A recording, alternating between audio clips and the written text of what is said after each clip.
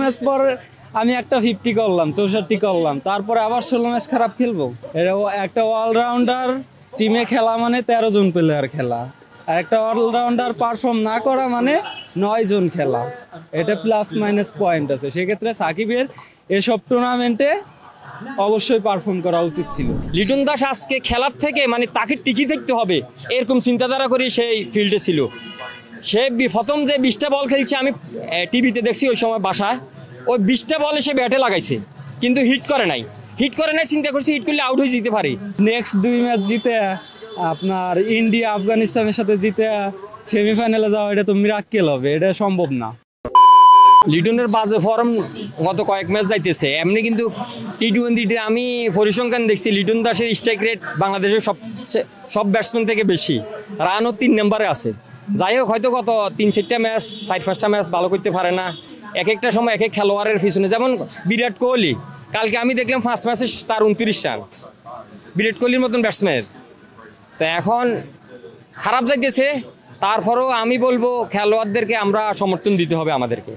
আমরা খেলোয়াড়দেরকে সমর্থন না দিয়ে এই খেলোয়াড় এরকম করে, ওই খেলোয়াড় এরকম করে, আমরা কিছু দর্শকে কিছু কথাবার্তা বলিও তাদেরকে মনে হয় আরও বেশি চাপে ফেলে দিতেছি, কারণ তারা তো এগুলি দেখে বুঝে। আর লিটন দাসের আজকের কারণটা আমি এটাই মনে করব, কারণ লিটন দাস আজকে খেলার থেকে মানে তাকে টিকি থাকতে হবে এরকম চিন্তাধারা করে সেই ফিল্ডে ছিল। সে প্রথম যে 20টা বল খেলছে, আমি টিভিতে দেখছি ওই সময় বাসায়, ওই 20টা বলে সে ব্যাটে লাগাইছে, কিন্তু হিট করে নাই। চিন্তা করছি হিট করলে আউট হয়ে যেতে পারে, তখন দর্শকের কথা শুনতে হইব। এই কারণে হয়তো সে দড়ি খেলছে, শান্ত এর পাশে হিট করে খেলছে। আজকে শান্তর প্রশংসা করতে হয়। আর লিটন আর শান্ত যতক্ষণ ক্রিজে ছিল তখনই মনে হয়েছে আজকে রান 170-80 রান হইতে পারে। তো যাই হোক, দুর্ভাগ্য আমাদের পরবর্তী ব্যাটসম্যানেরা ভালো করতে পারে নাই, যার বদলে আমরা মাত্র 140 রানের পুঁজি আইছি। এই 140 রানের পুঁজি দিতে অস্ট্রেলিয়ার সাথে আর ভালো করা যায় না। আগের ম্যাচটা ভালো করছে, কয় ম্যাচ ভালো খারাপ করার পরে বলেন? 16 ম্যাচ পর আমি একটা 50 করলাম, 64 করলাম, তারপরে আবার 16 ম্যাচ খারাপ খেলবো? এটা একটা অলরাউন্ডার টিমে খেলা মানে 13 জন প্লেয়ার খেলা, আর একটা অলরাউন্ডার পারফর্ম না করা মানে 9 জন খেলা।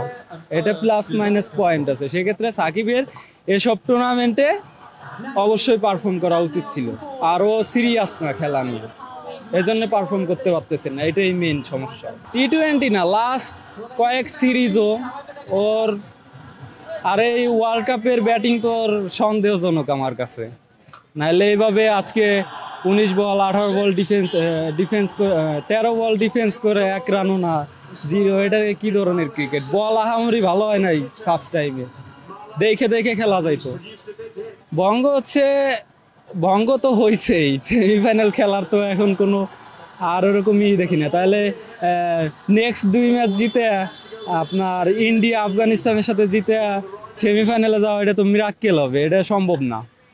আপনার সমীকরণেও মিলাইতে পারবেন না জিতলেও। তাই এইখানেই শেষ স্বপ্ন।